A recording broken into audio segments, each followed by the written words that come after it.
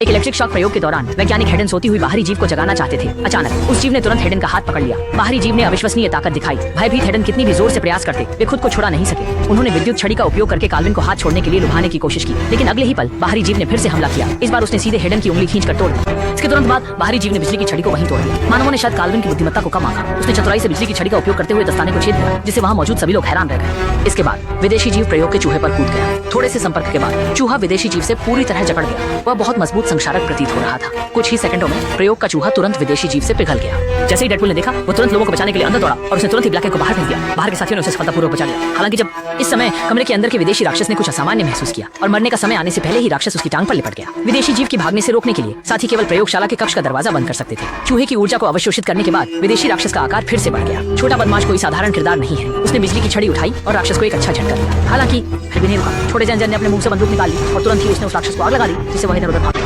अचानक बाहरी राक्षस तुरंत उसके चेहरे पर कूद पड़ा। मैंने उसके तुरंत बाद राक्षस ने नकली डेडपूल की टांग में घुसकर पूरी तरह से उसके शरीर में प्रवेश कर लिया। ज्यादा समय नहीं गुजरा कि प्रयोगशाला में केवल तैरता हुआ छोटा डेडपूल बचा था। बाहर खड़े लोग अविश्वास में देख रहे थे। इस समय अज्ञात अचानक उत्प्रेरित हो गया, जिससे हथियार निष्क्रिय हो गया और उच्च बुद्धिमत्ता वाले राक्षस ने मौके का फायदा उठाकर भागने का अवसर पा लिया। कोई नहीं जानता कि वो कहां गया। अंतरिक्ष स्टेशन के किसी भी कोने में राक्षस दिखाई दे सकता है। एक बार अगर ये प्राणी पृथ्वी पर पहुंच जाए तो परिणाम विनाशकारी होगा। जितना बड़ा खतरा हो उतना ही शांत रहना जरूरी होता है। इसी दौरान ब्लैक को अचानक कुछ याद आया। शुरू में जब उन्होंने इस मंगल ग्रह के प्राणी को देखा था तो वे इसे स्टेम सेल जीव मानते थे। जब अंत में उन्होंने प्राचीन पृथ्वी के वायुमंडल की संरचना को अनुकरण किया, जिससे मंगल के स्टेम सेल सफलतापूर्वक जागृत हो गए। और साथ ही क्योंकि यह जीव पानी के स्रोतों में विशेष रुचि रखता था, ये दिखाता है कि यह भी इंसानों की तरह कार्बन आधारित जीव है। इसलिए उन्होंने प्रस्ताव दिया कि सभी लोग एक ही केबिन में छुप जाएं और फिर पूरे केबिन को सील कर बंद कर दें और दूसरे केबिन के ऑक्सीजन को पूरी तरह से